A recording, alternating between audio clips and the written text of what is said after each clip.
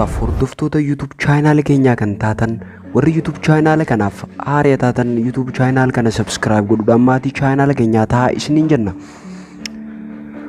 Oduulee guyyaa har'aan tanaa keessaa qabannee isiniif dhufne Jaal Daawud Ibsaa hidhaa dhaabbii hidhaa mana isaa keessa ture irraa gadhiifaman.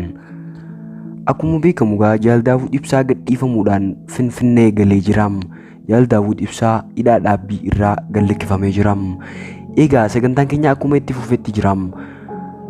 Oduu ammaan tana qabannee isiniif dhufne walitti aansuudhaan isiniif tarreessina. Guyyaa har'aan tanaa waraanni sirna faashistaa PP qeerroo tokkoo fi manguddoo birmannaa deeman rasaasaan rukutuun ajjeesuun lola uummataa saaman.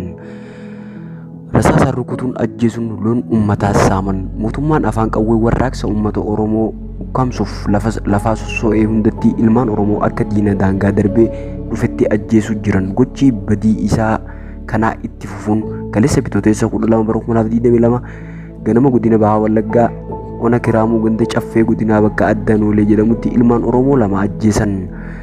Namooti lamaan badii tokko malee waraana sirna PP'n ajjeefaman qeerroo Alamaayyoo Dassaalany fi Abbabaa fi nama nagaa iyyaa naannoo isaanii birmatan manguddoo Gammadaa Wirtuu fi qeerroo Alamaayyoo Dassaalany ajjeefamanii jiru.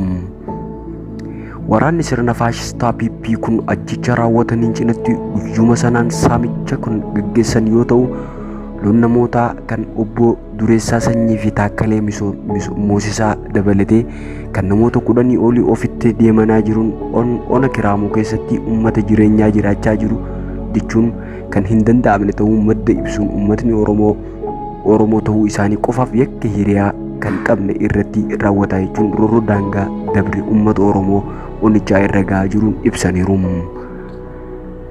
Egaa akkuma beekamu YouTube channel keenya subscribe godhuudhaan oduulee adda addaa jalaa argachuu ni dandeessan isiniin jenna. Hanga walitti deemnutti nagaan turaa isiniin jenna.